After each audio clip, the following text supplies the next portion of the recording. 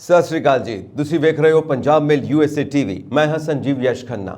ਤੁਹਾਡਾ ਸਾਰਿਆਂ ਦਾ ਸਵਾਗਤ ਖਬਰਾਂ ਦੇ ਇਸ ਬੁਲੇਟਿਨ ਦੇ ਵਿੱਚ। ਸਭ ਤੋਂ ਪਹਿਲਾਂ ਚੋਣਵੀਆਂ ਖਬਰਾਂ। US ਦੇ ਰਾਸ਼ਟਰਪਤੀ ਜੋ ਬਾਈਡਨ ਕੋਵਿਡ-19 ਲਈ ਨਕਾਰਾਤਮਕ ਟੈਸਟ ਕੀਤੇ ਗਏ। ਵਿਸਕਾਂਸਿਨ ਗੁਰਦੁਆਰੇ ਤੇ ਹਮਲੇ ਦੀ ਬਾਈਡਨ ਵੱਲੋਂ ਨਖੇਦੀ। ਅਮਰੀਕਾ ਦੇ ਓਹਾਇਓ ਵਿੱਚ ਅੰਨ੍ਹੇਵਾਹ ਗੋਲੀਬਾਰੀ, 4 ਲੋਕਾਂ ਦੀ ਮੌਤ। ਐਨੀ ਹੇਚੇ ਦੀ ਕਾਰ ਨਾਲ ਵਾਪਰਿਆ ਭਿਆਨਕ ਹਾਦਸਾ। ਭਾਰਤੀ ਮੂਲ ਦੀ ਰੂਪਾਲੀ ਅਮਰੀਕੀ ਕੋਰਟ ਵਿੱਚ ਜੱਜ ਨਿਯੁਕਤ। ਭਾਰਤ ਦੇ 75ਵੇਂ ਸੁਤੰਤਰਤਾ ਦਿਵਸ ਸਮਾਰੋਹ ਵਿੱਚ ਵਿਸ਼ੇਸ਼ ਤੌਰ ਤੇ ਸ਼ਾਮਿਲ ਹੋਵੇਗੀ ਅਮਰੀਕੀ ਗਾਇਕਾ ਮੈਰੀ ਮਿਲਬੇਨ। ਹੁਣ ਖਬਰਾਂ ਦਾ ਵਿਸਥਾਰ।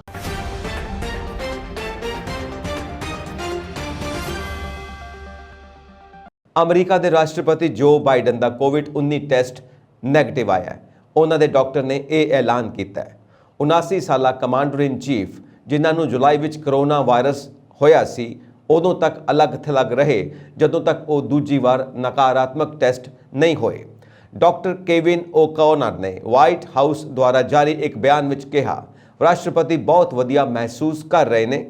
ਉਹਨਾਂ ਦੀ ਰਿਬਾਊਂਡ ਸਕਾਰਾਤਮਕ ਨੂੰ ਦੇਖਦੇ ਹੋਏ ਜੋ ਅਸੀਂ ਪਿਛਲੇ ਸ਼ਨੀਵਾਰ ਨੂੰ ਰਿਪੋਰਟ ਕੀਤੀ ਸੀ, ਅਸੀਂ ਰੋਜ਼ਾਨਾ ਨਿਗਰਾਨੀ ਜਾਰੀ ਰੱਖੀ ਹੈ।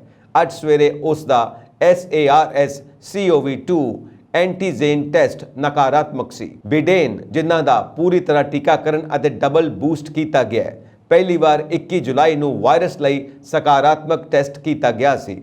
ਉਹਨਾਂ ਨੂੰ ਬਿਮਾਰੀ ਦੇ ਇਲਾਜ ਲਈ ਪੈਕਸਲੋਵਿਡ ਦਿੱਤਾ ਗਿਆ ਸੀ ਅਤੇ ਆਈਸੋਲੇਸ਼ਨ ਵਿੱਚ ਲਿਜਾਇਆ ਗਿਆ ਸੀ। ਬਾਅਦ ਵਿੱਚ ਉਹਨਾਂ ਨੂੰ ਨੈਗੇਟਿਵ ਟੈਸਟ ਕੀਤਾ ਗਿਆ, ਪਰ 30 ਜੁਲਾਈ ਨੂੰ ਦੁਬਾਰਾ ਸਕਾਰਾਤਮਕ ਟੈਸਟ ਕੀਤਾ ਗਿਆ। ਪੈਕਸਲੋਵਿਡ ਪ੍ਰਾਪਤ ਕਰਨ ਵਾਲੇ ਲੋਕਾਂ ਵਿੱਚ ਅਜਿਹੇ ਰਿਬਾਊਂਡ ਕੇਸ ਆਮ ਹੁੰਦੇ ਨੇ। ਰਾਸ਼ਟਰਪਤੀ ਜਿਨ੍ਹਾਂ ਨੂੰ BA.5 ਸਬ ਵੇਰੀਐਂਟ ਦੁਆਰਾ ਸੰਕਰਮਿਤ ਕੀਤਾ ਗਿਆ ਸੀ, ਉਹਨਾਂ ਨੂੰ ਖੰਘ ਅਤੇ ਹੋਰ ਹਲਕੇ ਲੱਛਣਾਂ ਦਾ ਅਨੁਭਵ ਹੋਇਆ, ਪਰ ਉਹ ਇਕੱਲਤਾ ਵਿੱਚ ਪੂਰੀ ਤਰ੍ਹਾਂ ਕੰਮ ਕਰਨ ਦੇ ਯੋਗ ਹੋ ਗਏ ਨੇ। ਵਿਸਕਾਂਸਿਨ ਦੇ ਗੁਰਦੁਆਰੇ ਤੇ 2012 ਵਿੱਚ ਹੋਏ ਹਮਲੇ ਦੀ 10ਵੀਂ ਬਰਸੀ ਮੌਕੇ ਅਮਰੀਕੀ ਰਾਸ਼ਟਰਪਤੀ ਜੋ ਬਾਈਡਨ ਨੇ ਇਸ ਦੀ ਨਖੇਦੀ ਕਰਦਿਆਂ ਮੁਲਕ 'ਚੋਂ ਬੰਦੂਕ ਹਿੰਸਾ ਘਟਾਉਣ ਅਤੇ ਘਰੇਲੂ ਅੱਤਵਾਦ ਨੂੰ ਮਾਤ ਦੇਣ ਲਈ ਹਥਿਆਰਾਂ ਤੇ ਪਾਬੰਦੀ ਲਗਾਉਣ ਦਾ ਸੱਦਾ ਦਿੱਤਾ ਹੈ। ਉਹਨਾਂ ਅਮਰੀਕਾ 'ਚੋਂ ਹਰ ਤਰ੍ਹਾਂ ਦੀ ਨਫ਼ਰਤ ਨੂੰ ਵੀ ਖਤਮ ਕਰਨ ਦਾ ਹੋਕਾ ਦਿੱਤਾ ਹੈ। ਜ਼ਿਕਰਯੋਗ ਹੈ ਕਿ 5 ਅਗਸਤ 2012 ਵਿੱਚ ਇੱਕ ਗੋਰੇ ਨੇ ਵਿਸਕਾਂਸਿਨ ਦੇ ਓਕ ਕਰੀਕ ਗੁਰਦੁਆਰੇ ਅੰਦਰ ਗੋਲੀਆਂ ਚਲਾ ਕੇ 6 ਵਿਅਕਤੀਆਂ ਨੂੰ ਮਾਰ ਦਿੱਤਾ ਸੀ। ਇੱਕ ਹੋਰ ਵਿਅਕਤੀ ਨੂੰ ਗੋਲੀਆਂ ਲੱਗਣ ਕਾਰਨ ਅਧਰੰਗ ਹੋ ਗਿਆ ਸੀ ਅਤੇ ਉਸ ਦੀ 2020 ਵਿੱਚ ਮੌਤ ਹੋਈ ਸੀ। ਬਾਈਡਨ ਨੇ ਸ਼ੁੱਕਰਵਾਰ ਨੂੰ ਜਾਰੀ ਬਿਆਨ ਵਿੱਚ ਕਿਹਾ ਕਿ ਓਕ ਕਰੀਕ ਤੇ ਹੋਈ ਗੋਲੀਬਾਰੀ ਅਮਰੀਕਾ ਦੇ ਇਤਿਹਾਸ ਵਿੱਚ ਸਿੱਖਾਂ ਤੇ ਸਭ ਤੋਂ ਘਾਤਕ ਹਮਲਾ ਸੀ। ਪਿਛਲੇ ਇੱਕ ਹਫ਼ਤੇ ਤੋਂ ਸਾਡੇ ਮੁਲਕ ਦੀਆਂ ਇਬਾਦਤ ਗਾਹਾਂ ਤੇ ਹਮਲੇ ਆਮ ਹੋ ਗਏ ਨੇ। ਇਹ ਸਾਡੇ ਸਾਰਿਆਂ ਦੀ ਜ਼ਿੰਮੇਵਾਰੀ ਬਣਦੀ ਹੈ ਕਿ ਅਸੀਂ ਇਸ ਨਫ਼ਰਤ ਨੂੰ ਰੋਕੀਏ। ਕਿਸੇ ਨੂੰ ਵੀ ਪ੍ਰਾਰਥਨਾ ਕਰਨ ਸਮੇਂ ਆਪਣਾ ਸਿਰ ਝੁਕਾਉਣ ਤੇ ਜਾਨ ਦਾ ਖੋਹ ਨਹੀਂ ਹੋਣਾ ਚਾਹੀਦਾ। ਰਾਸ਼ਟਰਪਤੀ ਨੇ ਕਿਹਾ ਕਿ ਓਕ ਕਰੀਕ ਦੀ ਘਟਨਾ ਨੇ ਸਾਰਿਆਂ ਨੂੰ ਰਾਹ ਦਿਖਾਇਆ ਅਤੇ ਚੇਤੇ ਕੀਤਾ ਕਿ ਕਿਵੇਂ ਹਮਲੇ ਮਗਰੋਂ ਸਿੱਖਾਂ ਨੇ ਗੁਰਦੁਆਰਾ ਖੁਦ ਹੀ ਸਾਫ਼ ਕੀਤਾ ਸੀ। ਉਹਨਾਂ ਕਿਹਾ ਕਿ ਅਮਰੀਕੀ ਇਤਿਹਾਸ ਵਿੱਚ ਇੱਕ ਪੀੜਤ ਦਾ ਪੁੱਤਰ ਪਹਿਲਾ ਸਿੱਖ ਬਣ ਗਿਆ ਜੋ ਕਾਂਗਰਸ ਵਿੱਚ ਆਇਆ ਅਤੇ ਉਸ ਨੇ ਸਿੱਖਾਂ ਤੇ ਹੋਰ ਘੱਟ ਗਿਣਤੀਆਂ ਖਿਲਾਫ ਨਫ਼ਰਤੀ ਅਪਰਾਧਾਂ ਤੇ ਨੱਥ ਪਾਉਣ ਦਾ ਸੱਦਾ ਦਿੱਤਾ। ਉਹਨਾਂ ਕਿਹਾ ਕਿ ਹਰ ਸਾਲ ਪੀੜਤਾਂ ਦੀ ਯਾਦ ਵਿੱਚ ਪ੍ਰੋਗਰਾਮ ਕਰਵਾ ਕੇ ਸਾਰਿਆਂ ਦੀ ਚੜ੍ਹਦੀ ਕਲਾ ਦੀ ਅਰਦਾਸ ਕੀਤੀ ਜਾਂਦੀ ਹੈ। ਅਮਰੀਕਾ ਵਿੱਚ ਗੋਲੀਬਾਰੀ ਦੀਆਂ ਘਟਨਾਵਾਂ ਰੁਕਣ ਦਾ ਨਾਂ ਨਹੀਂ ਲੈ ਰਹੀਆਂ।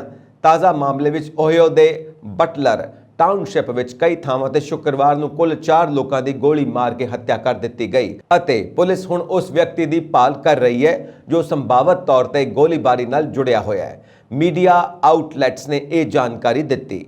ਗੋਲੀਬਾਰੀ ਡੇਟਨ ਦੇ ਬਿਲਕੁਲ ਉੱਤਰ ਵਿੱਚ ਓਹਾਇਓ ਦੇ ਇੱਕ ਛੋਟੇ ਜਿਹੇ ਕਸਬੇ ਵਿੱਚ ਹੋਈ। ਇੱਕ ਮੀਡੀਆ ਬਰੀਫਿੰਗ ਨੂੰ ਸੰਬੋਧਿਤ ਕਰਦੇ ਹੋਏ ਬਟਲਰ ਟਾਊਨਸ਼ਿਪ ਦੇ ਪੁਲਿਸ ਮੁਖੀ ਜੌਨ ਪੋਰਟਰ ਨੇ CNN ਨੂੰ ਦੱਸਿਆ ਕਿ ਸਟੀਫਨ ਮਾਰਲੋ ਦੇ ਸੰਭਾਵਿਤ ਤੌਰ ਤੇ ਹਥਿਆਰਬੰਦ ਅਤੇ ਖਤਰਨਾਕ ਹੋਣ ਦੀ ਸੰਭਾਵਨਾ ਹੈ। ਜੌਨ ਪੋਰਟਰ ਨੇ ਇੱਕ ਬਿਆਨ ਵਿੱਚ ਕਿਹਾ ਕਿ ਮੌਂਟਗੋਮਰੀ ਕਾਉਂਟੀ ਸ਼ੈਰਿਫ ਦਫ਼ਤਰ, federal bureau of investigation FBI ਅਤੇ ਅਲਕੋਹਲ, ਤੰਬਾਕੂ, ਹਥਿਆਰ ਅਤੇ ਵਿਸਫੋਟਕ ਬਿਊਰੋ ATF ਦੁਆਰਾ ਖੋਜ ਵਿੱਚ ਅਧਿਕਾਰੀਆਂ ਦੀ ਮਦਦ ਕੀਤੀ ਜਾ ਰਹੀ ਹੈ। ਇਸ ਤੋਂ ਇਲਾਵਾ ਬਿਆਨ ਦੇ ਅਨੁਸਾਰ ਜਾਣਕਾਰੀ ਦਰਸਾਉਂਦੀ ਹੈ ਕਿ ਮਾਰਲੋ ਓਹਾਇਓ ਤੋਂ ਬਾਹਰ ਭੱਜ ਗਿਆ ਹੈ। FBI ਨੇ ਕਿਹਾ ਕਿ ਉਸ ਦੇ ਲੈਕਸਿੰਗਟਨ, ਕੈਂਟਕੀ ਇੰਡੀਆਨਾਪੋਲਿਸ ਅਤੇ ਸ਼ਿਕਾਗੋ ਨਾਲ ਸੰਬੰਧ ਹਨ ਅਤੇ ਮੀਡੀਆ ਪੋਰਟਲ ਦੇ ਅਨੁਸਾਰ ਉਹ ਉਹਨਾਂ ਸ਼ਹਿਰਾਂ ਵਿੱਚ ਇੱਕ ਵਿੱਚ ਹੋ ਸਕਦਾ ਹੈ। ਮਾਰਲੋ ਦੀ ਸਰੀਰਕ ਦਿੱਖ ਦਾ ਵਰਣਨ ਕਰਦੇ ਹੋਏ ਪੋਰਟਰ ਨੇ ਕਿਹਾ ਕਿ ਉਹ ਪੂਰੇ ਵਾਲਾਂ ਵਾਲਾ 5 ਫੁੱਟ 11 ਇੰਚ ਅਤੇ ਲਗਭਗ 160 ਪਾਉਂਡ ਦਾ ਸੀ। ਅਧਿਕਾਰੀਆਂ ਦਾ ਮੰਨਣਾ ਹੈ ਕਿ ਮਾਰਲੋ 39 ਸਾਲ ਨੇ ਸ਼ਾਰਟਸ ਅਤੇ ਇੱਕ ਪੀਲੀ ਟੀ-ਸ਼ਰਟ ਪਹਿਨੀ ਹੋਈ ਸੀ ਅਤੇ 2007 ਦੀ ਇੱਕ ਚਿੱਟੇ ਫੋਰਡ ਐਜ ਵਿੱਚ ਭੱਜ ਗਿਆ ਸੀ। ਮਾਰਲੋ ਬਾਰੇ ਜਾਣਕਾਰੀ ਵਾਲੇ ਕਿਸੇ ਵੀ ਵਿਅਕਤੀ ਨੂੰ FBI ਨਾਲ ਸੰਪਰਕ ਕਰਨ ਲਈ ਕਿਹਾ ਗਿਆ ਹੈ। ਹਾਲੀਵੁੱਡ ਅਦਾਕਾਰਾ ਐਨੀ ਹੇਚੇ ਦੀ ਕਾਰ ਇੱਥੇ ਇੱਕ ਰਿਹਾਇਸ਼ੀ ਇਮਾਰਤ ਨਾਲ ਟਕਰਾ ਗਈ, ਜਿਸ ਕਾਰਨ ਉਹ ਬੁਰੀ ਤਰ੍ਹਾਂ ਝੁਲਸ ਗਈ ਅਤੇ ਬਾਅਦ ਵਿੱਚ ਉਹਨਾਂ ਨੂੰ ਹਸਪਤਾਲ ਵਿੱਚ ਦਾਖਲ ਕਰਵਾਇਆ ਗਿਆ। ਲਾਸ ਐਂਜਲਸ ਟਾਈਮਜ਼ ਦੇ ਇੱਕ ਰਿਪੋਰਟ ਅਨੁਸਾਰ ਲਾਸ ਐਂਜਲਸ ਦੇ ਮਾਰ ਵਿਸਟਾ ਦੇ ਵਾਲਗਰੋਵ ਐਵੇਨਿਊ ਸਥਿਤ ਇੱਕ ਇਮਾਰਤ ਵਿੱਚ ਅੱਗ ਲੱਗ ਗਈ ਅਤੇ ਹੇਚੇ ਦੀ ਕਾਰ ਨੂੰ ਵੀ ਅੱਗ ਲੱਗ ਗਈ। ਲਾਸ ਐਂਜਲਸ ਫਾਇਰ ਡਿਪਾਰਟਮੈਂਟ ਨੇ ਆਪਣੀ ਵੈਬਸਾਈਟ ਤੇ ਇੱਕ ਬਿਆਨ ਵਿੱਚ ਕਿਹਾ, ਵਾਹਨ ਦੇ ਅੰਦਰ ਮਿਲੀ ਇੱਕ ਬਾਲਗ ਔਰਤ ਨੂੰ LAFD ਪੈਰਾਮੈਡਿਕਸ ਵੱਲੋਂ ਗੰਭੀਰ ਹਾਲਤ ਵਿੱਚ ਹਸਪਤਾਲ ਲਿਜਾਇਆ ਗਿਆ ਸੀ। ਬਿਆਨ ਮੁਤਾਬਿਕ ਅੱਗ ਬੁਝਾਉਣ ਵਾਲਿਆਂ ਨੂੰ ਅੱਗ ਤੇ ਪੂਰੀ ਤਰ੍ਹਾਂ ਕਾਬੂ ਪਾਉਣ ਨੂੰ 65 ਮਿੰਟ ਲੱਗੇ। ਵਾਹਨ ਦੇ ਅੰਦਰ ਮਿਲੀ ਇੱਕ ਬਾਲਗ ਔਰਤ ਨੂੰ ਬਚਾਇਆ ਗਿਆ, ਜਿਨ੍ਹਾਂ ਨੂੰ ਗੰਭੀਰ ਹਾਲਤ ਵਿੱਚ LAFD ਪੈਰਾਮੈਡਿਕਸ ਵੱਲੋਂ ਇੱਕ ਖੇਤਰੀ ਹਸਪਤਾਲ ਲਿਜਾਇਆ ਗਿਆ। ਹਾਲਾਂਕਿ ਕਿਸੇ ਹੋਰ ਵਿਅਕਤੀ ਦੇ ਜ਼ਖਮੀ ਹੋਣ ਦੀ ਕੋਈ ਖਬਰ ਨਹੀਂ ਹੈ। ਇੱਕ ਸੂਤਰ ਨੇ ਬਾਅਦ ਵਿੱਚ ਦੱਸਿਆ ਕਿ ਕਾਰ ਡਰਾਈਵਰ ਅਦਾਕਾਰਾ ਹੇਚੇ 53 ਸਾਲ ਦੀ ਸੀ। ਐਂਟਰਟੇਨਮੈਂਟ ਨਿਊਜ਼ ਪਬਲੀਕੇਸ਼ਨ TMZ ਦੇ ਅਨੁਸਾਰ ਹੇਚੇ ਦੀ ਕਾਰ ਵਾਲਗਰੋਵ ਐਵੇਨਿਊ ਤੇ ਅੱਗ ਲੱਗਣ ਤੋਂ ਕੁਝ ਮਿੰਟ ਪਹਿਲਾਂ ਹਾਦਸਾਗ੍ਰਸਤ ਹੋ ਗਈ ਸੀ। TMZ ਨੇ ਇੱਕ ਵੀਡੀਓ ਪੋਸਟ ਕੀਤੀ ਹੈ ਅਤੇ ਦਾਅਵਾ ਕੀਤਾ ਕਿ ਉਸ ਵਿੱਚ ਅਦਾਕਾਰਾ ਆਪਣੀ ਕਾਰ ਵਿੱਚ ਇੱਕ ਸੜਕ ਤੇ ਤੇਜ਼ ਰਫ਼ਤਾਰ ਨਾਲ ਜਾਂਦੀ ਦੇਖੀ ਗਈ ਸੀ। ਅਮਰੀਕੀ ਸੈਨੇਟ ਨੇ US ਕੋਰਟ ਆਫ ਅਪੀਲਸ ਵਿੱਚ 9ਵੇਂ ਸਰਕਟ ਲਈ ਭਾਰਤੀ ਅਮਰੀਕੀ ਵਕੀਲ ਰੂਪਾਲੀ H ਦੇਸਾਈ ਦੀ ਨਿਯੁਕਤੀ ਦੀ ਪੁਸ਼ਟੀ ਕੀਤੀ ਹੈ। ਇਸ ਅਦਾਲਤ ਵਿੱਚ ਉਹ ਜੱਜ ਵਜੋਂ ਨਿਯੁਕਤ ਹੋਣ ਵਾਲੀ ਦੱਖਣੀ ਏਸ਼ੀਆਈ ਮੂਲ ਦੀ ਪਹਿਲੀ ਜੱਜ ਬਣ ਗਈ ਹੈ। ਵੀਰਵਾਰ ਨੂੰ ਸੈਨੇਟ ਵਿੱਚ ਦੇਸਾਈ ਦੇ ਹੱਕ ਵਿੱਚ 67 ਅਤੇ ਉਸ ਦੇ ਖਿਲਾਫ 29 ਵੋਟਾਂ ਪਈਆਂ। 9ਵੇਂ ਸਰਕਟ ਦਾ ਮੁੱਖ ਦਫ਼ਤਰ ਕੈਲੀਫੋਰਨੀਆ ਦੇ ਸੈਨ ਫਰਾਂਸਿਸਕੋ ਵਿੱਚ ਹੈ। ਇਹ ਦੇਸ਼ ਦੀਆਂ 13 ਅਪੀਲੀ ਅਦਾਲਤਾਂ ਚੋਂ ਸਭ ਤੋਂ ਵੱਡੀ ਅਦਾਲਤ ਹੈ। ਸੈਨੇਟ ਦੀ ਨਿਆਂ ਕਮੇਟੀ ਦੇ ਮੁਖੀ ਡਿਕ ਡਰਬੀ ਨੇ ਕਿਹਾ ਕਿ ਦੇਸਾਈ 9ਵੇਂ ਸਰਕਟ ਵਿੱਚ ਅਹਿਮ ਯੋਗਦਾਨ ਪਾਵੇਗੀ। ਓਮ ਜੈ ਜਗਦੀਸ਼ ਹਰੇ ਅਤੇ ਜਨ ਗਣ ਮਨ ਦੇ ਇਸ ਨਵੇਂ ਅੰਦਾਜ਼ ਵਿੱਚ ਪੇਸ਼ ਕਰਕੇ ਸਰੋਤਿਆਂ ਨੂੰ ਕੀਲਣ ਵਾਲੀ ਅਫਰੀਕੀ ਅਮਰੀਕੀ ਗਾਇਕਾ ਮੈਰੀ ਮਿਲਬੇਨ ਭਾਰਤ ਦੀ ਆਜ਼ਾਦੀ ਦੀ 75ਵੀਂ ਵਰ੍ਹੇਗੰਢ ਮੌਕੇ ਮਨਾਏ ਜਾ ਰਹੇ ਜਸ਼ਨਾਂ ਵਿੱਚ ਸ਼ਾਮਿਲ ਹੋਣ ਲਈ ਦਿੱਲੀ ਆਵੇਗੀ। Indian council for cultural relations ਦੇ ਸੱਦੇ ਤੇ ਭਾਰਤ ਆਉਣ ਤੋਂ ਪਹਿਲਾਂ ਮਿਲਬੇਨ ਨੇ ਇੱਕ ਬਿਆਨ ਜਾਰੀ ਕਰਦਿਆਂ ਕਿਹਾ, 1959 ਵਿੱਚ ਭਾਰਤ ਦੀ ਯਾਤਰਾ ਕਰਨ ਵਾਲੇ doctor Martin Luther king junior ਦੇ ਨਕਸ਼ੇ ਕਦਮਾਂ ਤੇ ਚੱਲਦਿਆਂ ਮੈਨੂੰ ਭਾਰਤ ਦੇ 75ਵੇਂ ਸੁਤੰਤਰਤਾ ਦਿਵਸ ਸਮਾਰੋਹ ਵਿੱਚ ਇੱਕ ਸੱਭਿਆਚਾਰਕ ਰਾਜਦੂਤ ਵਜੋਂ ਅਮਰੀਕਾ ਦੀ ਨੁਮਾਇੰਦਗੀ ਕਰਨ ਦਾ ਮੌਕਾ ਮਿਲਣ ਤੇ ਬਹੁਤ ਮਾਣ ਮਹਿਸੂਸ ਹੋ ਰਿਹਾ ਹੈ। ਬਿਆਨ ਦੇ ਅਨੁਸਾਰ ਮਿਲਬੇਨ ਪਹਿਲੀ ਅਮਰੀਕੀ ਕਲਾਕਾਰ ਹੈ ਜਿਨ੍ਹਾਂ ਨੂੰ ICCR ਨੇ ਸੁਤੰਤਰਤਾ ਦਿਵਸ ਸਮਾਰੋਹ ਵਿੱਚ ਸ਼ਾਮਿਲ ਹੋਣ ਲਈ ਸੱਦਾ ਭੇਜਿਆ ਹੈ। ਉਹ ਅਮਰੀਕਾ ਦੀ ਨੁਮਾਇੰਦਗੀ ਕਰਨ ਵਾਲੀ ਸਰਕਾਰੀ ਮਹਿਮਾਨ ਹੋਵੇਗੀ। ਮਿਲਬੇਨ ਨੇ ਕਿਹਾ, ਮੈਂ ਇਸ ਖੁਸ਼ਹਾਲ ਵਤਨ ਦਾ ਅਨੁਭਵ ਕਰਨ ਦੁਨੀਆ ਭਰ ਵਿੱਚ ਭਾਰਤ ਅਤੇ ਭਾਰਤੀ ਭਾਈਚਾਰੇ ਦੇ ਨਾਲ ਆਪਣੇ ਸਾਰਥਕ ਸੰਬੰਧਾਂ ਦਾ ਜਸ਼ਨ ਮਨਾਉਣ ਅਤੇ ਭਾਰਤ ਦੀ ਆਜ਼ਾਦੀ ਦੇ ਇਸ ਮਹੱਤਵਪੂਰਨ ਸਮਾਰੋਹ ਦੌਰਾਨ ਅਮਰੀਕਾ ਅਤੇ ਭਾਰਤ ਦਰਮਿਆਨ ਮਹੱਤਵਪੂਰਨ ਲੋਕਤਾਂਤਰਿਕ ਗੱਠਜੋੜ ਨੂੰ ਮਜ਼ਬੂਤ ਕਰਨ ਦਾ ਮੌਕਾ ਪ੍ਰਾਪਤ ਕਰਕੇ ਬਹੁਤ ਖੁਸ਼ ਹਾਂ। ਉਹਨਾਂ ਕਿਹਾ, ਜਦੋਂ ਮੈਂ ਭਾਰਤ ਦੀ ਆਪਣੀ ਪਹਿਲੀ ਯਾਤਰਾ ਦੀ ਤਿਆਰੀ ਕਰ ਰਹੀ ਹਾਂ ਤਾਂ ਮੇਰਾ ਦਿਲ ਧੜਕ ਰਿਹਾ ਹੈ ਬਹੁਤ ਜ਼ੋਰਾਂ ਨਾਲ। ਡਾਕਟਰ ਕਿੰਗ ਨੇ ਇਹਨਾਂ ਸ਼ਬਦਾਂ ਨੂੰ ਦੁਹਰਾ ਰਹੀਆਂ ਕਿ ਦੂਜੇ ਦੇਸ਼ਾਂ ਵਿੱਚ ਮੈਂ ਇੱਕ ਸੈਲਾਨੀ ਵਜੋਂ ਜਾ ਸਕਦੀ ਹਾਂ, ਪਰ ਭਾਰਤ ਵਿੱਚ ਮੈਂ ਇੱਕ ਸ਼ਰਧਾਲੂ ਦੇ ਰੂਪ ਵਿੱਚ ਆਉਂਦੀ ਹਾਂ। ਮਿਲਬੇਨ ਆਪਣੀ ਭਾਰਤ ਫੇਰੀ ਦੌਰਾਨ ਦਿੱਲੀ ਤੋਂ ਇਲਾਵਾ ਲਖਨਊ ਜਾਣ ਦੀ ਵੀ ਯੋਜਨਾ ਬਣਾ ਰਹੀ ਹੈ। ਕੈਨੇਡਾ ਇਸ ਮਹੀਨੇ ਦੇਸ਼ ਵਿੱਚ ਬੰਦੂਕਾਂ ਦੀ ਦਰਾਮਦ ਤੇ ਪਾਬੰਦੀ ਲਗਾ ਦੇਵੇਗਾ। ਪ੍ਰਧਾਨ ਮੰਤਰੀ ਜਸਟਿਨ ਟਰੂਡੋ ਜੋ ਮੌਜੂਦਾ ਸਮੇਂ ਕੋਸਟਾ ਰੀਕਾ ਵਿੱਚ ਛੁੱਟੀਆਂ ਤੇ ਨੇ, ਉਹਨਾਂ ਨੇ ਟਵਿੱਟਰ ਤੇ ਘੋਸ਼ਣਾ ਕੀਤੀ ਕਿ 19 ਅਗਸਤ ਤੋਂ ਕੈਨੇਡਾ ਵਿੱਚ ਹੈਂਡਗਨਾਂ ਦੀ ਦਰਾਮਦ ਤੇ ਪਾਬੰਦੀ ਲਗਾਈ ਜਾਵੇਗੀ। ਇਹ ਪਾਬੰਦੀ ਉਦੋਂ ਤੱਕ ਲਾਗੂ ਰਹੇਗੀ ਜਦੋਂ ਤੱਕ ਰਾਸ਼ਟਰੀ ਹੈਂਡਗਨ ਫ੍ਰੀਜ਼ ਨਹੀਂ ਹੋ ਜਾਂਦੀ, ਜਿਸ ਨਾਲ ਕੈਨੇਡਾ ਵਿੱਚ ਕਿਤੇ ਵੀ ਹੈਂਡਗਨ ਨੂੰ ਖਰੀਦਣਾ, ਵੇਚਣਾ ਜਾਂ ਟਰਾਂਸਫਰ ਕਰਨਾ ਅਸੰਭਵ ਹੋ ਜਾਏਗਾ, ਲਾਗੂ ਨਹੀਂ ਹੋ ਜਾਂਦਾ। ਸਰਕਾਰ ਨੇ 24 ਮਈ ਨੂੰ ਟੈਕਸਾਸ ਦੇ ਓਵਾਲਡੇ ਵਿੱਚ ਇੱਕ ਸਕੂਲ ਵਿੱਚ 19 ਬੱਚਿਆਂ ਅਤੇ 2 ਅਧਿਆਪਕਾਂ ਦੀ ਗੋਲੀ ਮਾਰ ਕੇ ਹੱਤਿਆ ਕੀਤੇ ਜਾਣ ਤੋਂ ਕੁਝ ਦਿਨਾਂ ਬਾਅਦ ਹੈਂਡਗਨਾਂ ਤੇ ਰਾਸ਼ਟਰੀ ਰੋਕ ਲਈ ਬਿੱਲ C-21 ਪੇਸ਼ ਕੀਤਾ ਸੀ। उस समय ਦੇ ਪ੍ਰਧਾਨ ਮੰਤਰੀ ਦੇ ਦਫ਼ਤਰ ਤੋਂ ਜਾਰੀ ਕੀਤੇ ਗਏ ਇੱਕ ਬਿਆਨ ਅਨੁਸਾਰ ਹਾਲਾਂਕਿ ਸੰਬੰਧਿਤ ਬਿੱਲ ਨੂੰ ਸੰਸਦ ਦੁਆਰਾ ਪਾਸ ਕੀਤਾ ਜਾਣਾ ਬਾਕੀ ਹੈ ਜੋ ਕਿ ਆਪਣੀਆਂ ਗਰਮੀ ਦੀਆਂ ਛੁੱਟੀਆਂ ਤੇ ਨੇ। ਜੇਕਰ ਇਹ ਬਿੱਲ ਪਾਸ ਹੋ ਜਾਂਦਾ ਹੈ ਤਾਂ ਨਵਾਂ ਕਾਨੂੰਨ ਵਿਅਕਤੀਆਂ ਨੂੰ ਕੈਨੇਡਾ ਵਿੱਚ ਨਵੀਆਂ ਪ੍ਰਾਪਤ ਕੀਤੀਆਂ ਹੈਂਡਗਨਾਂ ਨੂੰ ਲਿਆਉਣ ਅਤੇ ਦੇਸ਼ ਵਿੱਚ ਹੈਂਡਗਨ ਖਰੀਦਣ ਵੇਚਣ ਅਤੇ ਟ੍ਰਾਂਸਫਰ ਕਰਨ ਤੋਂ ਰੋਕੇਗਾ।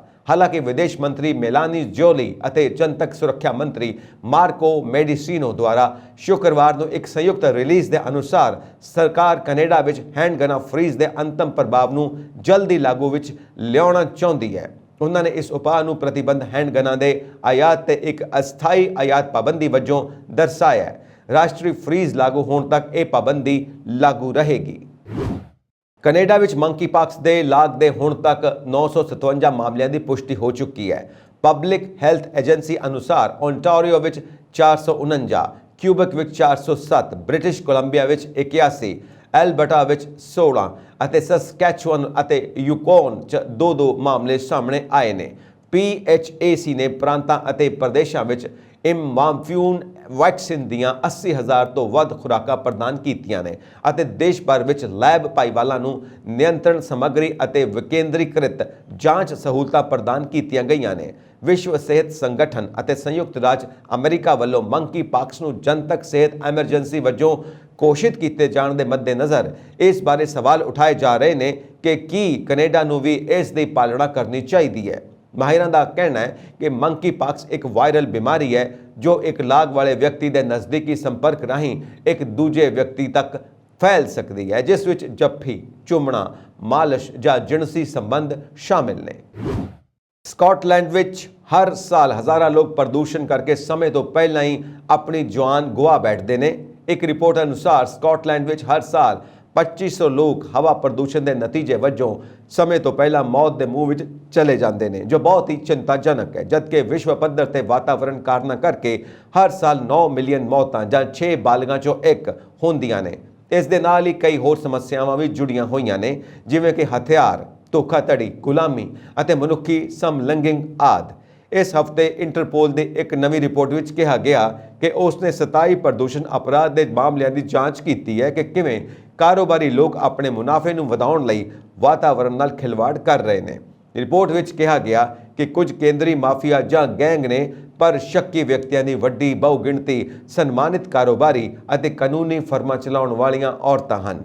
ਇਸ ਸੰਬੰਧੀ ਵਾਤਾਵਰਣ ਏਜੰਸੀਆਂ ਅਤੇ ਪੁਲਿਸ ਵਿਚਾਲੇ ਤਾਲਮੇਲ ਦੀ ਘਾਟ ਹੈ ਜਦਕਿ ਕੋਈ ਅਸਲ ਵਿਸ਼ੇਸ਼ ਸਿਖਲਾਈ ਨਹੀਂ ਹੈ। ਇੰਟਰਪੋਲ ਨੇ ਕਿਹਾ ਕਿ ਇੱਕ ਸਮੂਹ ਨੇ ਗੈਰ ਕਾਨੂੰਨੀ ਤੌਰ ਤੇ ਇਸ ਦੇਸ਼ ਤੋਂ ਕੂੜਾ ਬਰਾਮਦ ਕੀਤਾ ਅਤੇ ਇਸ ਨੂੰ ਪੋਲੈਂਡ ਵਿੱਚ ਡੰਪ ਕੀਤਾ ਜਦਕਿ ਉਸੇ ਸਮੇਂ ਇਹ ਦਾਅਵਾ ਕੀਤਾ ਕਿ ਯੂਕੇ ਵਿੱਚ ਇਸ ਦਾ ਜਾਇਜ਼ਾ ਨਿਪਟਾਰਾ ਕੀਤਾ ਗਿਆ। ਉਹਨਾਂ ਵੱਲੋਂ ਸੁੱਟੇ ਗਏ ਕੂੜੇ ਦੇ ਨਤੀਜੇ ਵਜੋਂ ਪੋਲੈਂਡ ਵਿੱਚ 30-40 ਵਾਰ ਅੱਗਾਂ ਵੀ ਲੱਗੀਆਂ। ਸੋਚਣ ਵਾਲੀ ਗੱਲ ਇਹ ਹੈ ਕਿ ਅਸੀਂ ਵੱਧ ਮੁਨਾਫਾ ਜਿਉਣ ਲਈ ਕਮਾਉਣ ਦੀ ਦੌੜ ਵਿੱਚ ਹਾਂ ਪਰ ਜਿਸ ਧਰਤੀ ਤੇ ਰਹਿ ਕੇ ਜਿਉਣਾ ਹੈ ਉਸੇ ਨੂੰ ਹੀ ਪਲੀਤ ਕਰ ਰਹੇ ਹਾਂ। ਸਕਾਟਲੈਂਡ ਦੀ ਸਰਕਾਰ ਦੁਆਰਾ ਸਕਾਟਿਸ਼ ਕੌਂਸਲਾਂ ਨੂੰ 140 ਮਿਲੀਅਨ ਪਾਉਂਡ ਦੀ ਵਾਧੂ ਮਾਲੀ ਮਦਦ ਦਿੱਤੇ ਜਾਣ ਦੀ ਗੱਲ ਕਹੀ ਗਈ ਹੈ ਤਾਂ ਜੋ ਸਟਾਫ ਦੀ ਤਨਖਾਹ ਵਿੱਚ ਵੱਡਾ ਵਾਧਾ ਕੀਤਾ ਜਾ ਸਕੇ। ਇਸ ਬਾਰੇ ਸਕਾਟਲੈਂਡ ਦੇ ਡਿਪਟੀ ਫਸਟ ਮਿਨਿਸਟਰ ਜੌਨ ਸਵਿਨੇ ਨੇ ਸਥਾਨਕ ਅਥਾਰਟੀ ਬਾਡੀ ਕੌਂਸਲਾਂ ਨਾਲ ਗੱਲਬਾਤ ਤੋਂ ਬਾਅਦ ਵਾਧੂ ਫੰਡਿੰਗ ਦਾ ਐਲਾਨ ਕੀਤਾ। ਜ਼ਿਕਰਯੋਗ ਹੈ ਕਿ ਸਕੂਲਾਂ, ਨਰਸਰੀਆਂ ਤੇ ਰਸਾਈਕਲਿੰਗ ਕੇਂਦਰਾਂ ਆਦਿ ਤੇ ਸਟਾਫ ਦੁਆਰਾ 2% ਦੀ ਤਨਖਾਹ ਵਾਧੇ ਦੀ ਪੇਸ਼ਕਸ਼ ਨੂੰ ਰੱਦ ਕਰਨ ਤੋਂ ਬਾਅਦ ਹੜਤਾਲ ਕਰਨ ਲਈ ਵੋਟ ਦਿੱਤੀ ਗਈ ਹੈ। ਇਸ ਸੰਬੰਧੀ ਕੌਂਸਲਾਂ ਨੇ ਯੂਨਾਈਟਿਡ ਯੂਨੀਸਨ ਅਤੇ GMB ਯੂਨੀਅਨਾਂ ਦੇ ਮੈਂਬਰਾਂ ਦੁਆਰਾ ਇਸ ਉਦਯੋਗਿਕ ਕਾਰਵਾਈ ਦੀ ਸੰਭਾਵਨਾ ਤੇ ਚਰਚਾ ਕਰਨ ਲਈ ਸ਼ੁੱਕਰਵਾਰ ਨੂੰ ਮੁਲਾਕਾਤ ਵੀ ਕੀਤੀ। ਕੌਂਸਲ ਦੇ ਪ੍ਰਤੀਨਿਧਾਂ ਅਨੁਸਾਰ ਉਹਨਾਂ ਨੂੰ ਹੋਰ ਜਾਣਕਾਰੀ ਦੀ ਲੋੜ ਹੈ ਅਤੇ ਉਹ ਅਗਲੇ ਹਫ਼ਤੇ ਦੁਬਾਰਾ ਮਿਲਣਗੇ ਜਦਕਿ ਸਵਿਨੇ ਨੇ ਬਾਅਦ ਵਿੱਚ ਕਿਹਾ ਕਿ ਸਕਾਟਿਸ਼ ਸਰਕਾਰ ਕੌਂਸਲਾਂ ਨੂੰ ਇੱਕ ਸੋਧੀ ਹੋਈ ਤਨਖਾਹ ਦੀ ਪੇਸ਼ਕਸ਼ ਕਰਨ ਵਿੱਚ ਮਦਦ ਕਰਨ ਲਈ ਫੰਡਿੰਗ ਦੇ 140 ਮਿਲੀਅਨ ਪਾਉਂਡ ਦਾ ਯੋਗਦਾਨ ਦੇਵੇਗੀ। ਉਹਨਾਂ ਕਿਹਾ ਇਹ ਵਾਧੂ ਫੰਡਿੰਗ ਸਥਾਨਕ ਸਰਕਾਰਾਂ ਅਤੇ ਉਹਨਾਂ ਦੇ ਸਟਾਫ ਪ੍ਰਤੀ ਸਾਡੀ ਵਚਨਬੱਧਤਾ ਨੂੰ ਹੈ ਅਤੇ ਸਥਾਨਕ ਅਥਾਰਟੀਆਂ ਨੂੰ ਮਹੱਤਵਪੂਰਨ ਤੌਰ ਤੇ ਵਧੀ ਹੋਈ ਤਨਖਾਹ ਦੀ ਪੇਸ਼ਕਸ਼ ਕਰਨ ਦੀ ਇਜਾਜ਼ਤ ਦੇਵੇਗੀ। ਚੀਨ ਨੇ ਤਾਈਵਾਨ ਦਾ ਦੌਰਾ ਕਰਨ ਵਾਲੀ ਅਮਰੀਕੀ ਪ੍ਰਤੀਨਿਧ ਸਦਨ ਦੀ ਸਪੀਕਰ ਨੈਂਸੀ ਪੈਲੋਸੀ ਤੇ ਉਸ ਦੇ ਪਰਿਵਾਰਕ ਮੈਂਬਰਾਂ ਤੇ ਪਾਬੰਦੀਆਂ ਲਾ ਦਿੱਤੀਆਂ ਨੇ। ਚੀਨ ਨੇ ਵਾਸ਼ਿੰਗਟਨ ਨਾਲ ਰੱਖਿਆ ਵਾਤਾਵਰਣ ਤੇ ਹੋਰਨਾਂ ਮੁੱਦਿਆਂ ਤੇ ਹੋਣ ਵਾਲੀ ਗੱਲਬਾਤ ਵੀ ਰੱਦ ਕਰ ਦਿੱਤੀ। ਪੇਚਿੰਗ ਨੇ ਕਿਹਾ ਕਿ ਅਮਰੀਕੀ ਆਗੂ ਨੇ ਚੀਨ ਦੀ ਪ੍ਰਭੂਸੱਤਾ ਤੇ ਇੱਕ ਚੀਨ ਨੀਤੀ ਦੀ ਉਲੰਘਣਾ ਕੀਤੀ ਹੈ। ਚੀਨ ਵੱਲੋਂ ਲਾਈਆਂ ਪਾਬੰਦੀਆਂ ਹਾਲਾਂਕਿ ਪ੍ਰਤੀਕਾਤਮਕ ਨੇ ਤੇ ਇਹਨਾਂ ਨਾਲ ਪਾਲਿਸੀ ਤੇ ਉਸ ਦੇ ਪਰਿਵਾਰ ਨੂੰ ਕੋਈ ਬਹੁਤਾ ਫਰਕ ਨਹੀਂ ਪੈਣ ਵਾਲਾ। ਪੈਲੋਸੀ ਪਿਛਲੇ 2.5 ਦਹਾਕਿਆਂ ਵਿੱਚ ਤਾਈਵਾਨ ਦੀ ਫੇਰੀ ਪਾਉਣ ਵਾਲੀ ਪਹਿਲੀ ਸਿਖਰਲੀ ਅਮਰੀਕੀ ਆਗੂ ਹੈ। ਚੀਨੀ ਵਿਦੇਸ਼ ਮੰਤਰਾਲੇ ਨੇ ਇੱਕ ਬਿਆਨ ਵਿੱਚ ਅਮਰੀਕੀ ਆਗੂ ਤੇ ਉਸ ਦੇ ਪਰਿਵਾਰਕ ਮੈਂਬਰਾਂ ਤੇ ਪਾਬੰਦੀ ਲਾਉਣ ਦਾ ਐਲਾਨ ਕਰਦਿਆਂ ਕਿਹਾ, ਚੀਨ ਦੇ ਵੱਡੇ ਫਿਕਰਾਂ ਤੇ ਤਿੱਖੇ ਵਿਰੋਧ ਦੇ ਬਾਵਜੂਦ ਅਮਰੀਕਾ ਦੇ ਪ੍ਰਤੀਨਿਧ ਸਦਨ ਦੀ ਸਪੀਕਰ ਨੈਂਸੀ ਪੈਲੋਸੀ ਨੇ ਚੀਨ ਦੇ ਤਾਈਵਾਨ ਖਿੱਤੇ ਦਾ ਦੌਰਾ ਕੀਤਾ। ਇਹ ਚੀਨ ਦੇ ਅੰਦਰੂਨੀ ਮਾਮਲਿਆਂ ਵਿੱਚ ਸਿੱਧਾ ਦਖਲ ਹੈ। ਇਹ ਚੀਨ ਦੀ ਪ੍ਰਭੂਸੱਤਾ ਤੇ ਖੇਤਰੀ ਅਖੰਡਤਾ ਨੂੰ ਕਮਜ਼ੋਰ ਕਰਨ, ਇੱਕ ਚੀਨ ਸਿਧਾਂਤ ਨੂੰ ਮਦੌਲਣ ਤੇ ਤਾਈਵਾਨ ਜਲਦ ਮਰੂ ਖੇਤਰ ਵਿੱਚ ਅਮਨ ਤੇ ਸਥਿਰਤਾ ਲਈ ਵੰਗਾਰਾਂ ਖੜੀਆਂ ਕਰਨ ਵਾਂਗ ਹੈ। ਲਿਹਾਜ਼ਾ ਪੈਲੋਸੀ ਦੇ ਵਿਲੱਖਣ ਭੜਕਾਊ ਵਤੀਰੇ ਦੇ ਜਵਾਬ ਵਿੱਚ ਚੀਨ ਨੇ ਪੈਲੋਸੀ ਤੇ ਉਸ ਦੇ ਪਰਿਵਾਰਕ ਮੈਂਬਰਾਂ ਤੇ ਪੀਪਲਜ਼ ਰਿਪਬਲਿਕ ਆਫ ਚਾਈਨਾ ਦੇ ਢੁਕਵੇਂ ਕਾਨੂੰਨਾਂ ਮੁਤਾਬਿਕ ਪਾਬੰਦੀਆਂ ਲਾਉਣ ਦਾ ਫੈਸਲਾ ਕੀਤਾ ਹੈ। ਇਸ ਤੋਂ ਪਹਿਲਾਂ ਚੀਨ ਨੇ ਸਾਬਕਾ ਅਮਰੀਕੀ ਵਿਦੇਸ਼ ਮੰਤਰੀ ਮਾਈਕ ਪੋਂਪੀਓ ਸਣੇ ਟਰੰਪ ਪ੍ਰਸ਼ਾਸਨ ਦੇ 28 ਅਧਿਕਾਰੀਆਂ ਖਿਲਾਫ ਵੀ ਪਾਬੰਦੀਆਂ ਲਾਈਆਂ ਸਨ। ਤਾਈਵਾਨ ਨੇ ਅੱਜ ਕਿਹਾ ਕਿ ਚੀਨ ਦੀਆਂ ਫੌਜੀ ਮਸ਼ਕਾਂ ਇਸ ਟਾਪੂ ਤੇ ਹਮਲੇ ਜਿਹੀਆਂ ਜਾਪ ਰਹੀਆਂ ਨੇ ਕਿਉਂਕਿ ਚੀਨ ਦੇ ਕਈ ਜੰਗੀ ਜਹਾਜ਼ਾਂ ਤੇ ਹਵਾਈ ਜਹਾਜ਼ਾਂ ਨੇ ਮੱਧ ਰੇਖਾ ਨੂੰ ਪਾਰ ਕਰ ਲਿਆ ਹੈ। ਤਾਈਵਾਨ ਦੇ ਰੱਖਿਆ ਮੰਤਰਾਲੇ ਨੇ ਟਵੀਟ ਕੀਤਾ ਕਿ ਤਾਈਵਾਨ ਦੇ ਰੱਖਿਆ ਬਲਾਂ ਨੇ ਅਲਰਟ ਜਾਰੀ ਕੀਤਾ ਹੈ ਕਿ ਟਾਪੂ ਦੇ ਆਸ-ਪਾਸ ਹਵਾਈ ਤੇ ਜਲ ਸੈਨਾ ਦੀਆਂ ਗਸ਼ਤੀ ਟੁਕੜੀਆਂ ਨੂੰ ਭੇਜਿਆ ਗਿਆ ਹੈ ਤੇ ਕਿਸੇ ਵੀ ਸਥਿਤੀ ਨਾਲ ਨਜਿੱਠਣ ਲਈ ਜ਼ਮੀਨ ਤੇ ਮਾਰ ਕਰਨ ਵਾਲੀਆਂ ਮਿਜ਼ਾਈਲਾਂ ਨੂੰ ਤਿਆਰ ਰੱਖਿਆ ਗਿਆ ਹੈ। ਚੀਨ ਨੇ ਇਸ ਹਫ਼ਤੇ ਦੀ ਸ਼ੁਰੂਆਤ ਵਿੱਚ ਅਮਰੀਕਾ ਦੀ ਪ੍ਰਤੀਨਿਧ ਸਭਾ ਦੀ ਸਪੀਕਰ ਨੈਂਸੀ ਪੈਲੋਸੀ ਦੀ ਤਾਈਵਾਨ ਯਾਤਰਾ ਤੋਂ ਬਾਅਦ ਇਹ ਆਖਦਿਆਂ ਫੌਜੀ ਮਸ਼ਕਾਂ ਸ਼ੁਰੂ ਕਰ ਦਿੱਤੀਆਂ ਸਨ ਕਿ ਉਹਨਾਂ ਦੀ ਯਾਤਰਾ ਨੇ ਇੱਕ ਚੀਨ ਨੀਤੀ ਦੀ ਉਲੰਘਣਾ ਕੀਤੀ ਹੈ। ਤਾਈਵਾਨ ਦੀ ਰਾਸ਼ਟਰਪਤੀ ਸਾਈ ਇੰਗ ਵੇਨ ਨੇ ਟਵੀਟ ਕੀਤਾ, ਸਾਡੀ ਸਰਕਾਰ ਤੇ ਫੌਜ ਚੀਨ ਦੀਆਂ ਜੰਗੀ ਮਸ਼ਕਾਂ ਤੇ ਨਜ਼ਰ ਰੱਖ ਰਹੇ ਨੇ ਤੇ ਲੋੜ ਅਨੁਸਾਰ ਜਵਾਬ ਦਿੱਤਾ ਜਾਵੇਗਾ। ਅਮਰੀਕਾ ਦੇ ਵਿਦੇਸ਼ ਮੰਤਰੀ ਐਂਟਨੀ ਬਲਿੰਕਨ ਦਾ ਕਹਿਣਾ ਹੈ ਕਿ ਚੀਨ ਵੱਲੋਂ ਅਮਰੀਕਾ ਦੀ ਪ੍ਰਤੀਨਿਧ ਸਭਾ ਦੀ ਸਪੀਕਰ ਨੈਂਸੀ ਪੈਲੋਸੀ ਵੱਲੋਂ ਇਸ ਹਫ਼ਤੇ ਕੀਤੇ ਜਾ ਰਹੇ ਚੀਨ ਦੇ ਦੌਰੇ ਦੇ ਵਿਰੋਧ ਵਜੋਂ ਅਮਰੀਕਾ ਨਾਲ ਨਾਰਾਜ਼ਗੀ ਜ਼ਾਹਿਰ ਕਰਨ ਤੇ ਉਸ ਨਾਲੋਂ ਸਬੰਧ ਤੋੜਨ ਮਗਰੋਂ ਜਲਵਾਯੂ ਸੰਕਟ ਜਿਹੇ ਅਹਿਮ ਆਲਮੀ ਮੁੱਦਿਆਂ ਤੇ ਵੱਖਰੇ ਤੌਰ ਤੇ ਗੱਲਬਾਤ ਨਹੀਂ ਕਰਨੀ ਚਾਹੀਦੀ। ਉਹ ਮਨੀਲਾ ਵਿੱਚ ਨਵੇਂ ਚੁਣੇ ਗਏ ਰਾਸ਼ਟਰਪਤੀ ਫਰਡੀਨੈਂਡ ਮਾਰਕੋਸ ਜੂਨੀਅਰ ਤੇ ਹੋਰ ਉੱਚ ਅਧਿਕਾਰੀਆਂ ਨਾਲ ਮੀਟਿੰਗ ਮਗਰੋਂ ਫਿਲੀਪੀਨਜ਼ ਵਿੱਚ ਆਪਣਾ ਹਮਰੁਤਬਾ ਨਾਲ ਇੱਕ ਆਨਲਾਈਨ ਮੀਡੀਆ ਕਾਨਫਰੰਸ ਮੌਕੇ ਗੱਲਬਾਤ ਕਰ ਰਹੇ ਸਨ।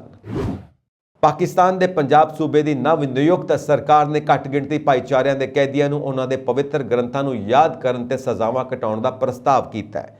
ਪੰਜਾਬ ਸੂਬੇ ਦੇ ਗ੍ਰਹਿ ਵਿਭਾਗ ਦੇ ਵੀਰਵਾਰ ਨੂੰ ਮੁੱਖ ਮੰਤਰੀ ਚੌਧਰੀ ਪਰਵੇਜ਼ ਇਲਾਹੀ ਨੂੰ ਸੂਬੇ ਦੀਆਂ ਜੇਲ੍ਹਾਂ ਵਿੱਚ ਬੰਦ ਈਸਾਈ, ਹਿੰਦੂ ਅਤੇ ਸਿੱਖ ਕੈਦੀਆਂ ਲਈ ਸਜ਼ਾ ਮਿਆਦ ਵਿੱਚ 3 ਤੋਂ 6 ਮਹੀਨੇ ਦੀ ਛੋਟ ਲਈ ਇੱਕ ਸਮਰੀ ਭੇਜੀ ਹੈ। ਸਰਕਾਰ ਦੇ ਗ੍ਰਹਿ ਵਿਭਾਗ ਨੇ ਕੈਦੀਆਂ ਨੂੰ ਉਹਨਾਂ ਦੇ ਪਵਿੱਤਰ ਗ੍ਰੰਥ ਨੂੰ ਯਾਦ ਕਰਨ ਤੇ ਸਜ਼ਾ ਦੀ ਮਿਆਦ ਵਿੱਚ 3 ਤੋਂ 6 ਮਹੀਨਿਆਂ ਦੀ ਛੋਟ ਦੇਣ ਦਾ ਪ੍ਰਸਤਾਵ ਦੇਣ ਲਈ ਮੁੱਖ ਮੰਤਰੀ ਨੂੰ ਇੱਕ ਸਾਰੰਸ਼ ਭੇਜਿਆ ਹੈ। ਪੰਜਾਬ ਦੀ ਜੇਲ੍ਹ ਸੇਵਾ ਦੀ ਅਧਿਕਾਰਿਤ ਵੈਬਸਾਈਟ ਮੁਤਾਬਿਕ ਪਵਿੱਤਰ ਕੁਰਾਨ ਨੂੰ ਯਾਦ ਕਰਨ ਵਾਲੇ ਮੁਸਲਿਮ ਕੈਦੀਆਂ ਨੂੰ ਸਜ਼ਾ ਦੀ ਮਿਆਦ ਵਿੱਚ 6 ਮਹੀਨੇ ਤੋਂ 2 ਸਾਲ ਤੱਕ ਦੀ ਛੋਟ ਮਿਲ ਸਕਦੀ ਹੈ। ਅਧਿਕਾਰੀ ਨੇ ਦੱਸਿਆ ਕਿ ਮੁੱਖ ਮੰਤਰੀ ਦੀ ਮਨਜ਼ੂਰੀ ਤੋਂ ਬਾਅਦ ਸਾਰੰਸ਼ ਨੂੰ ਮੰਤਰੀ ਮੰਡਲ ਦੀ ਮਨਜ਼ੂਰੀ ਲਈ ਭੇਜਿਆ ਜਾਵੇਗਾ। ਇਸ ਤੋਂ ਬਾਅਦ ਗ੍ਰਹਿ ਵਿਭਾਗ ਕੈਦੀਆਂ ਦੀ ਸਜ਼ਾ ਮਿਆਦ ਵਿੱਚ ਕਮੀ ਸੰਬੰਧੀ ਸੂਚਨਾ ਜਾਰੀ ਕਰੇਗਾ। ਇਹ ਕਦਮ ਘੱਟ ਗਿਣਤੀ ਭਾਈਚਾਰੇ ਨਾਲ ਸੰਬੰਧਿਤ ਕੈਦੀਆਂ ਨੂੰ ਆਪਣੇ ਪਵਿੱਤਰ ਗ੍ਰੰਥਾਂ ਦਾ ਅਧਿਐਨ ਕਰਨ ਲਈ ਪ੍ਰੇਰਿਤ ਕਰੇਗਾ। ਮਾਰਚ ਵਿੱਚ ਲਾਹੌਰ ਹਾਈ ਕੋਰਟ ਨੇ ਘੱਟ ਗਿਣਤੀ ਕੈਦੀਆਂ ਦੀ ਸਜ਼ਾ ਮੁਆਫੀ ਬਾਰੇ ਪੰਜਾਬ ਸਰਕਾਰ ਤੋਂ ਰਿਪੋਰਟ ਤਲਬ ਕੀਤੀ ਸੀ। ਇੱਕ ਈਸਾਈ ਪਟੀਸ਼ਨਰ ਨੇ ਪਾਕਿਸਤਾਨ ਜੇਲ੍ਹ ਨਿਯਮਾਂ 1978 ਦੇ ਨਿਯਮ 215 ਦੇ ਤਹਿਤ ਮੁਸਲਮਾਨਾਂ ਨੂੰ ਦਿੱਤੀ ਗਈ ਛੋਟ ਦਾ ਹਵਾਲਾ ਦਿੰਦੇ ਹੋਏ ਦੂਜੇ ਧਰਮਾਂ ਦੇ ਕੈਦੀਆਂ ਲਈ ਵੀ ਇਸੇ ਤਰ੍ਹਾਂ ਦੀ ਛੋਟ ਦੀ ਬੇਨਤੀ ਕੀਤੀ ਸੀ। ਸਰਕਾਰੀ ਅਨੁਮਾਨਾਂ ਅਨੁਸਾਰ ਪੰਜਾਬ ਸੂਬੇ ਦੀਆਂ 34 ਜੇਲ੍ਹਾਂ ਵਿੱਚ ਇਸ ਵੇਲੇ ਈਸਾਈ, ਹਿੰਦੂ ਅਤੇ ਸਿੱਖ ਸਮੇਤ 1188 ਘੱਟ ਗਿਣਤੀ ਕੈਦੀ ਬੰਦ ਨੇ। ਪਾਕਿਸਤਾਨ ਤਹਿਰੀਕ-ਏ-ਇਨਸਾਫ ਦੇ ਪ੍ਰਧਾਨ ਅਤੇ ਸਾਬਕਾ ਪ੍ਰਧਾਨ ਮੰਤਰੀ ਇਮਰਾਨ ਖਾਨ ਦੇ 9 ਸੰਸਦੀ ਸੀਟਾਂ ਤੇ ਉਪ ਚੋਣਾਂ ਲੜਨ ਦੇ ਫੈਸਲੇ ਨਾਲ ਰਾਸ਼ਟਰੀ ਖਜ਼ਾਨੇ ਨੂੰ ਕਰੋੜਾਂ ਰੁਪਏ ਦਾ ਨੁਕਸਾਨ ਹੋਣ ਦੀ ਸੰਭਾਵਨਾ ਹੈ। ਇਹ ਸੀਟਾਂ ਪਾਕਿਸਤਾਨ ਦੀ ਨੈਸ਼ਨਲ ਪਾਰਲੀਮੈਂਟ ਦੇ ਸਪੀਕਰ ਵੱਲੋਂ PTI ਦੇ ਕੁਝ ਸੰਸਦ ਮੈਂਬਰਾਂ ਦੇ ਅਸਤੀਫੇ ਸਵੀਕਾਰ ਕਰਨ ਤੋਂ ਬਾਅਦ ਖਾਲੀ ਹੋਈਆਂ ਨੇ। ਜੇਕਰ ਖਾਨ ਇਹਨਾਂ ਸਾਰੀਆਂ ਸੀਟਾਂ ਤੇ ਚੋਣ ਜਿੱਤ ਜਾਂਦੇ ਨੇ ਤਾਂ ਉਹਨਾਂ ਨੂੰ ਇੱਕ ਨੂੰ ਛੱਡ ਕੇ ਬਾਕੀ ਸੀਟਾਂ ਤੋਂ ਅਸਤੀਫਾ ਦੇ ਕੇ ਉੱਥੇ ਦੁਬਾਰਾ ਉਪ ਚੋਣਾਂ ਕਰਵਾਉਣੀਆਂ ਪੈਣਗੀਆਂ। ਅੰਦਾਜ਼ੇ ਮੁਤਾਬਕ ਕਿਸੇ ਹਲਕੇ ਵਿੱਚ ਚੋਣ ਵਿੱਚ ਘੱਟੋ ਘੱਟ ਖਰਚ 5 ਤੋਂ 9 ਕਰੋੜ ਰੁਪਏ ਦੀ ਸੰਭਾਵਨਾ ਹੈ। ਇਸ ਦੇ ਨਾਲ ਹੀ ਸੰਵੇਦਨਸ਼ੀਲ ਅਤੇ ਦੂਰ ਦੁਰਾਡੇ ਖੇਤਰਾਂ ਵਿੱਚ ਇਹ ਲਾਗਤ ਲਗਭਗ 10 ਕਰੋੜ ਰੁਪਏ ਆਵੇਗੀ। ਖਾਨ ਪਹਿਲਾਂ ਹੀ ਰਾਸ਼ਟਰੀ ਸੰਸਦ ਦੇ ਮੈਂਬਰ ਨੇ। ਸਾਲ 2018 ਵਿੱਚ ਖਾਨ ਨੇ 5 ਹਲਕਿਆਂ ਇਸਲਾਮਾਬਾਦ, ਬੰਨੂ, ਕਰਾਚੀ, ਮੀਆਂਵਾਲੀ ਅਤੇ ਲਾਹੌਰ ਤੋਂ ਚੋਣ ਲੜੀ ਸੀ ਅਤੇ ਇਹ ਸਾਰੀਆਂ ਸੀਟਾਂ ਜਿੱਤੀਆਂ ਸਨ। ਉਹਨਾਂ ਨੇ ਮੀਆਂਵਾਲੀ ਸੀਟ ਬਰਕਰਾਰ ਰੱਖੀ ਅਤੇ ਬਾਕੀ 4 ਸੀਟਾਂ ਤੋਂ ਅਸਤੀਫਾ ਦੇ ਦਿੱਤਾ ਸੀ। ਐਨਡੀਏ ਉਮੀਦਵਾਰ ਜਗਦੀਪ ਧਨਖੜ ਅੱਜ ਦੇਸ਼ ਦੇ 14ਵੇਂ ਉਪ ਰਾਸ਼ਟਰਪਤੀ ਚੁਣੇ ਗਏ ਨੇ। ਉਹਨਾਂ ਯੂਪੀਏ ਅਤੇ ਵਿਰੋਧੀ ਧਿਰਾਂ ਦੀ ਸਾਂਝੀ ਉਮੀਦਵਾਰ ਮਾਰਗਰੇਟ ਅਲਵਾ ਨੂੰ ਹਰਾਇਆ।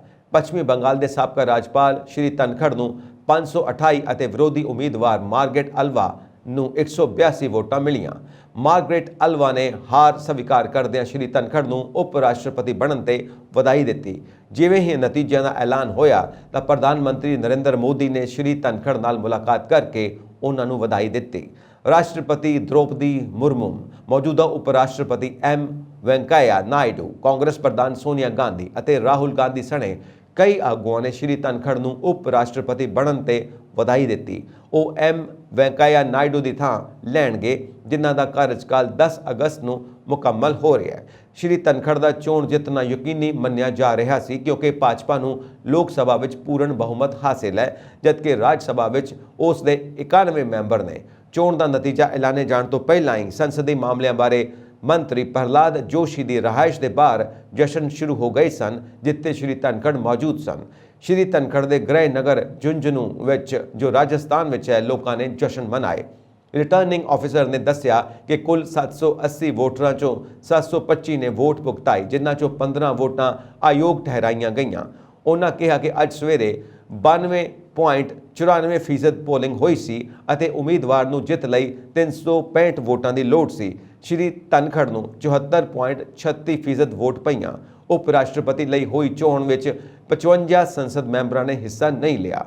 ਤ੍ਰਿਣਮੂਲ ਕਾਂਗਰਸ, ਜਿਸ ਦੇ ਕੁੱਲ 39 ਸੰਸਦ ਮੈਂਬਰ ਨੇ, ਉਹਨਾਂ ਨੇ ਰਾਸ਼ਟਰਪਤੀ ਦੀ ਚੋਣ ਲਈ ਵੋਟਾਂ ਨਾ ਪਾਉਣ ਦਾ ਫੈਸਲਾ ਲਿਆ ਸੀ, ਪਰ ਉਸ ਦੇ 2 ਸੰਸਦ ਮੈਂਬਰਾਂ ਸ਼ਿਸ਼ਿਰ ਕੁਮਾਰ ਅਧਿਕਾਰੀ ਅਤੇ ਦਿਬੇਂਦੂ ਅਧਿਕਾਰੀ ਨੇ ਆਪਣੀਆਂ ਵੋਟਾਂ ਪਾਈਆਂ। ਭਾਜਪਾ ਦੇ 2 ਸੰਸਦ ਮੈਂਬਰਾਂ ਸਨੀ ਦਿਓਲ ਅਤੇ ਸੰਜੇ ਧੋਤਰੇ, ਮੁਲਾਇਮ ਸਿੰਘ ਯਾਦਵ ਤੇ ਸਫੀਕੁਰ ਰਹਿਮਾਨ ਬਾਰਕ ਸਮੇਤ ਹੋਰਾਂ ਨੇ ਵੀ ਆਪਣੀ ਵੋਟ ਨਹੀਂ ਪਾਈ।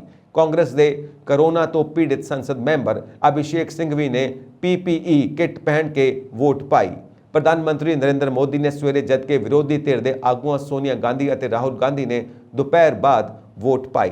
ਸਾਬਕਾ ਪ੍ਰਧਾਨ ਮੰਤਰੀ ਮਨਮੋਹਨ ਸਿੰਘ ਵੀਲਚੇਅਰ ਤੋਂ ਵੋਟ ਪਾਉਣ ਲਈ ਸੰਸਦ ਭਵਨ ਪਹੁੰਚੇ। ਵੋਟ ਪਾਉਣ ਸਮੇਂ CPM ਦੇ ਸੰਸਦ ਮੈਂਬਰ ਜੌਨ ਬ੍ਰਿਟਾਸ ਨੇ ਉਹਨਾਂ ਦੀ ਸਹਾਇਤਾ ਕੀਤੀ। ਪ੍ਰਧਾਨ ਮੰਤਰੀ ਨਰਿੰਦਰ ਮੋਦੀ ਨੇ ਐਤਵਾਰ ਨੂੰ ਨੀਤੀ ਆਯੋਗ ਦੀ ਗਵਰਨਿੰਗ ਕੌਂਸਲ ਲਈ 7ਵੀਂ ਮੀਟਿੰਗ ਦੀ ਅਗਵਾਈ ਕੀਤੀ। ਇਸ ਮੀਟਿੰਗ ਵਿੱਚ ਫਸਲੀ ਵਿਭਿੰਨਤਾ ਤੇ ਕੌਮੀ ਸਿੱਖਿਆ ਨੀਤੀ ਲਾਗੂ ਕਰਨ ਸਮੇਤ ਹੋਰ ਵੱਖ-ਵੱਖ ਵਿਸ਼ਿਆਂ ਬਾਰੇ ਚਰਚਾ ਕੀਤੀ ਗਈ।